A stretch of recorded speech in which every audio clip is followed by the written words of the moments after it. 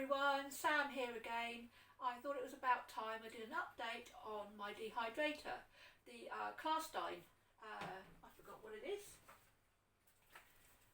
It's a fruit jerky 9, and I've had it for just over 8 months now. If you look back through my videos, you will see where I reviewed it just after I'd got it. So I thought it was about time I did an update, and thank you guys for all the questions and all the comments. I really appreciate it. If you want to ask me anything about it, say anything about it. If you've got a dehydrator, how do you get on with it? What are you dehydrating? What unusual things are you dehydrating? Let me know in the comments. And if you ask any questions, I'll happily answer any questions about the dehydrator. So what I thought I would put in it today is I've got a melon. I was going to do watermelon, but I thought I did watermelon before. There is a video of me doing watermelon. If you haven't dehydrated watermelon, you must. It is absolutely delicious. It just goes like fruit leather on its own. It's absolutely lovely. But I'm going to do this melon. I'm not actually sure what type of melon this is. Maybe I'll find out by the end of this video, and then hopefully it'll be up above my head on the screen telling you what it is. So let's get my gloves on. We're going to put some of this in, and then we are going to make some mango fruit leathers. These are a little bit soft, so I'm going to use them to make fruit leathers, which they'll make better fruit leathers than they will just trying to dry them in strips, because they're extremely soft. So that is the plan. And also I have some celery, which I'm going to dry to make some celery salt. That works absolutely amazingly. Like I say, I've had this dehydrator now for just over 8 months. There are a few videos there if you want to go back and see other things I've dehydrated, and the crackers that I've made, dehydrated seed crackers.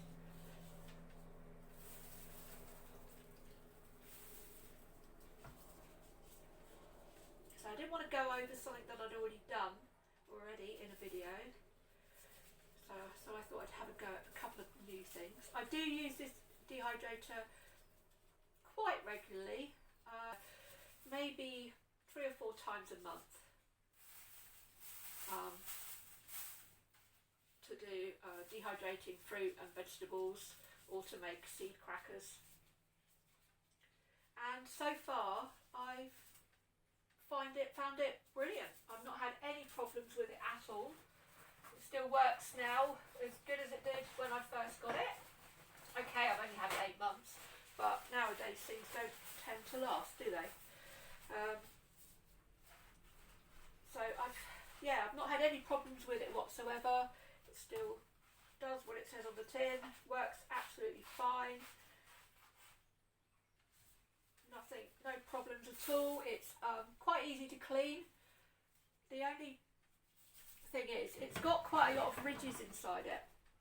You can see each tray has got a ridge, and they are a bit of a faff to clean out. And it's got like a drip tray at the bottom, so that's fine. Just take that out if you've got any like crumbs and fall down in it. So yeah, I've not had any problems with it at all. Find it really, really easy to good to use. I'm not going to turn it on right now. Normally I would turn it on to let it run for a few minutes to get up to temperature before I put the things in to dehydrate. But I'm not going to do that because I don't want you to be able to hear that over my voice, because I am only using my phone microphone for you to hear me. And I think the dehydrator might win over that. So I'm not going to turn it on just yet until we've got the things in it. But like I say, normally I would preheat it until it was up to temperature. Until it felt it was up to temperature. I do have a little temperature gauge that goes in my oven, so I just stick that in on the shelf so I can see what the temperature is inside it. So I'm just going to cut these up, get these all ready. Obviously, not going to make you watch me doing all of this, so the video will go forward as if by magic, and all this will be cut up, ready to use. I have sliced up all the melon and now I am just laying it on the tray. I've done this into long strips. If you've watched my watermelon video, I did the watermelon into triangles, but I find I quite like this melon, a normal melon's done, normal melons, they're all normal melons, aren't they, in long strips, because like I say, they do go sort of their own sort of fruit jerky without having to mash them up. So it is quite nice having a long strip to sort of whatever. But obviously you can do that however you want. If you want them long strips, do them long strips. If you want them little tiny cubes. I know some people dehydrate their melons into little cubes so they can have them like sweets or candy. The only thing with this is because I've covered each tray with these silicone mats, I don't want to use these on every single shelf because they do stop the airflow. I know they've got holes in, but they do stop the airflow a little bit. So I always have just an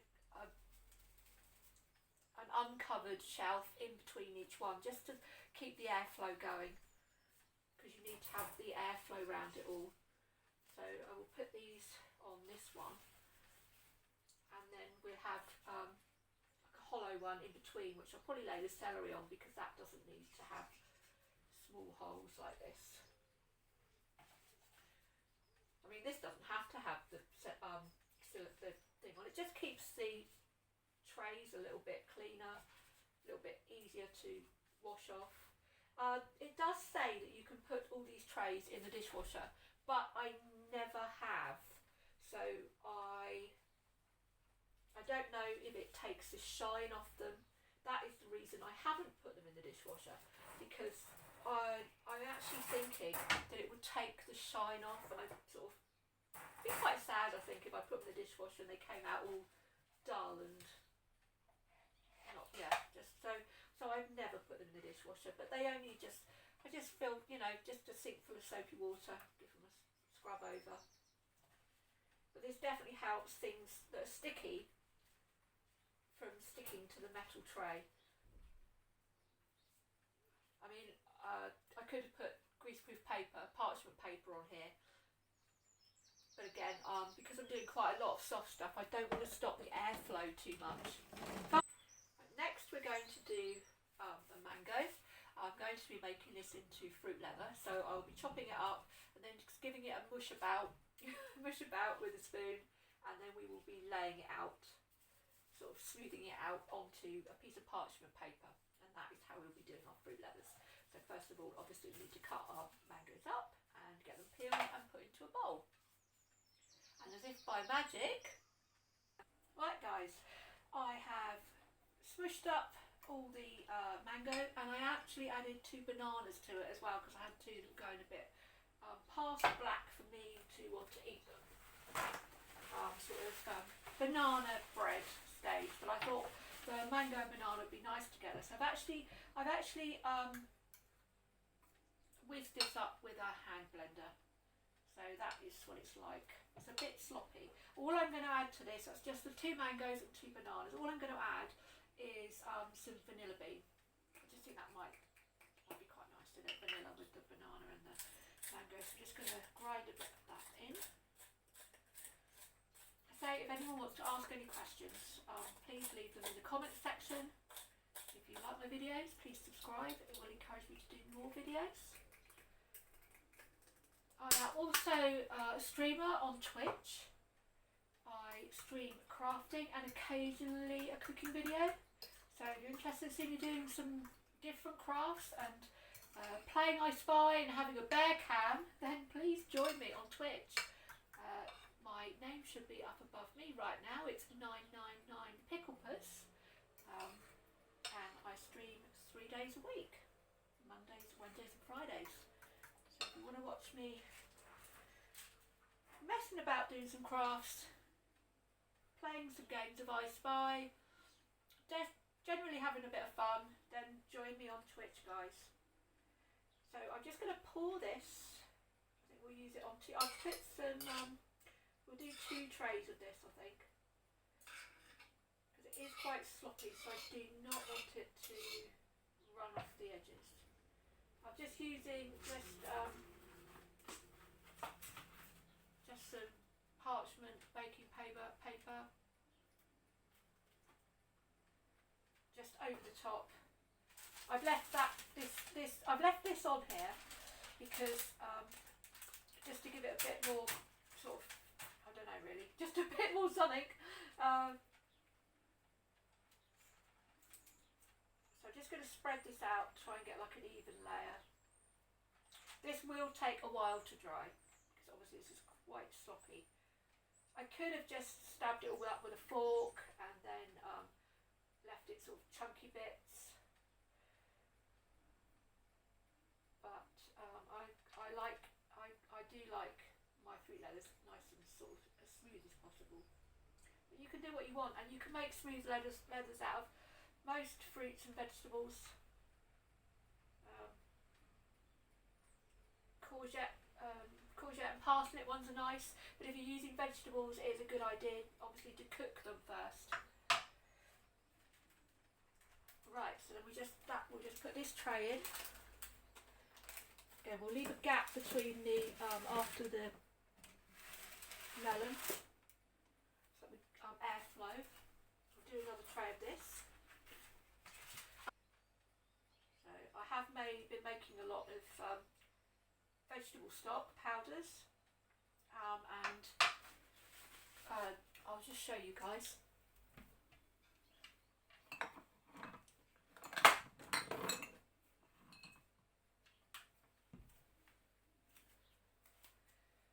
I grew a lot of chilies last year, so I dehydrated them all and made this chili powder, which is really, really good.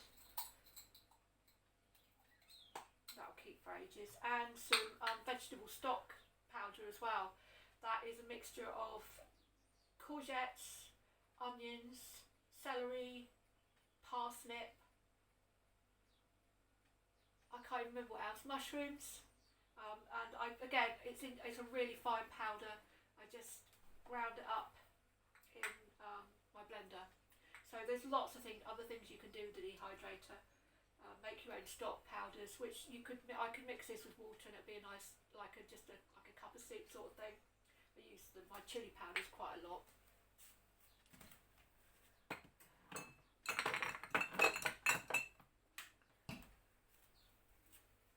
Yeah, if you grow your own fruits and vegetables, a dehydrator is definitely a good idea. You can dry things to keep them. And like I say, you don't have to keep them whole. You can whiz them up to make stock powders, soup powders.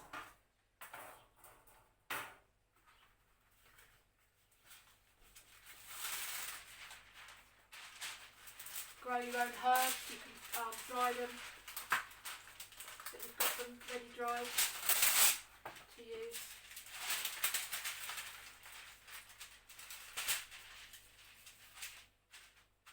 As I say, I've not had any problems with this dehydrator. I've had it now just over 8 months, and I just love it. It was, I was, as I've said in previous videos, I was dubious when I bought it because I couldn't find any reviews on it. Apart from people who had been given the machine by the company, free to test, that there didn't seem to be any actual reviews from actual customers. So I was a bit sceptical about purchasing it. But I'm glad I did, because I love it and I use it absolutely loads.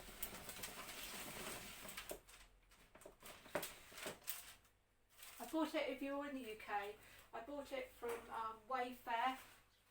And the reason I bought it from there was because they had the flexi-pay option, which means I could pay for it in, I think it was 3 payments, which was good, which was very good. Right, I'm just going to put some celery on the final trays. I try and mix up what I put in because, like you see, I've got the parchment paper layers, and they will stop the airflow, so you don't want to fill the whole thing with parchment paper layers. I've also got the layers with the silicone mats on. Again, they don't stop the airflow as much as a parchment, but they do slightly. So I've put one there and one there with the melon on. So the other trays I will leave clear because I can put the celery on those, and they will pop in between. The celery I'm going to be making into celery salt. So that is brilliant because you can use that in all your casseroles or your curries. So it doesn't have to be cut up too exact because it's going to be whizzed up in the blender afterwards to a fine powder. So we're just going to dot this all around on the tray. So, got any questions, guys? Pop them in the comments. I will reply.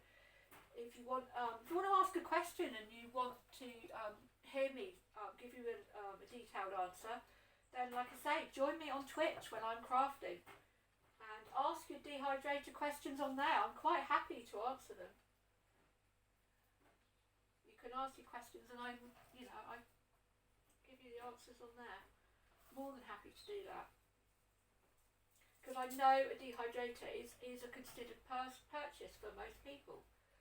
So it's not something you want to sort of rush into getting, just in case, you know. So, and I understand that because I was the same when I got this. Right then, everything's in there. We've got our melon, which the name will be on the video by the time you see this.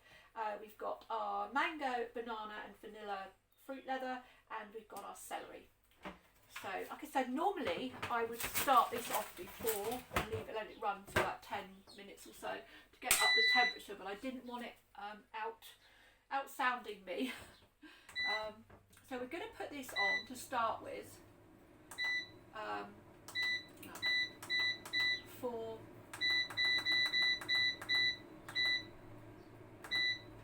I'm going to put it on for 7 hours, then we will come back and see how it's doing. It won't be ready, but it'll just give you an idea of how far things are after 7 hours. And I'm going to put the temperature on 60 centigrade. So then we're going to leave this and I shall see you guys in 7 hours, but it will be like magic. Hi everyone, I am back now to show you how we've got on with everything we dehydrated. I've already taken the mango and banana fruit leathers out because they were done after about 8 hours. They were done on 60 centigrade. So they're nice and leathery and pliable. So the best way to do this, you can take them off the sheet and roll them up. But if you leave them on the sheets and roll them up on the sheet, then it's just easier for, say, if you're popping them in a packed lunch or you're putting some, you know, have a snack. If you leave the paper on it, I'll show you anyway, I'll show you. So all you do with a pair of scissors is just cut the leather into strips, like so. And then you can just roll them up with the paper on.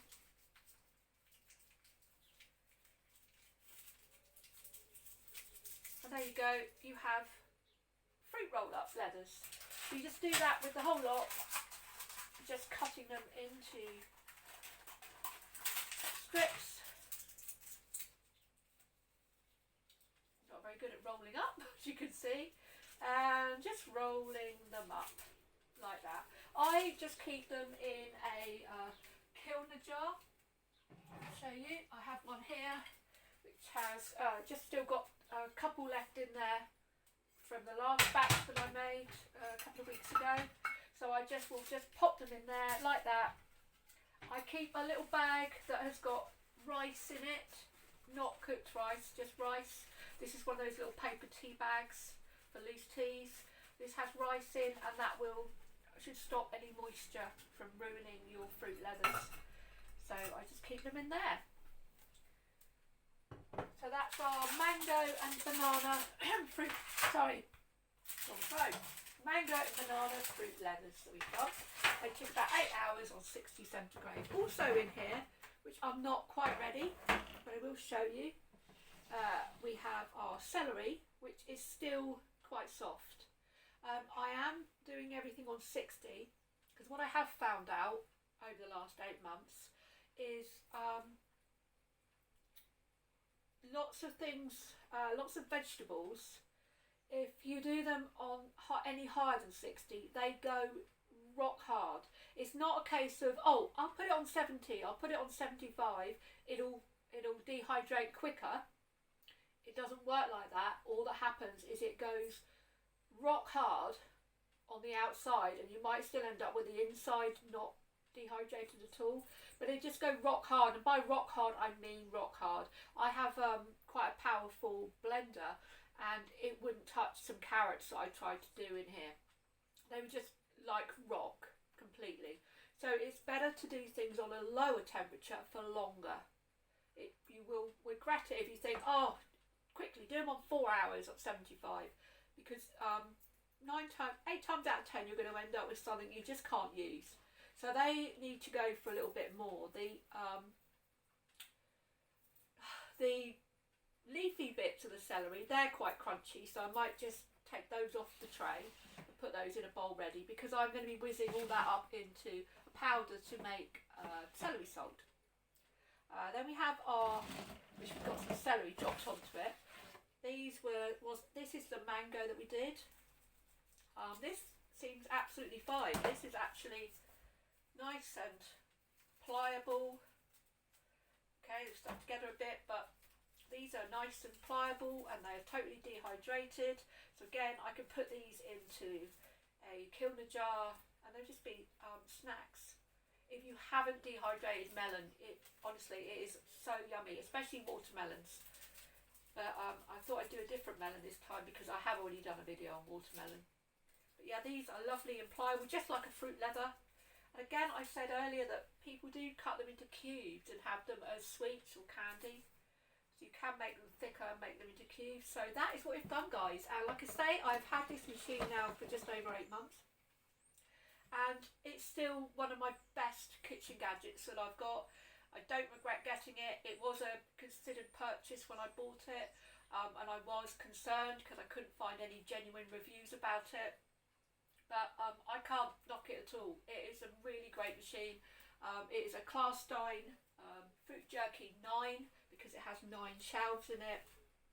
Yes, cleaning the inside is a little bit of a faff because it has all these ridges.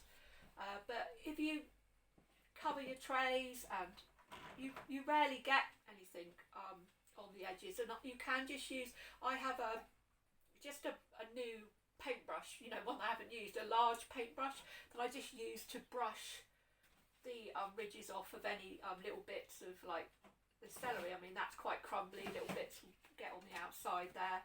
I'll just use a big paintbrush to brush those bits off and just brush them down into the drip tray on the bottom.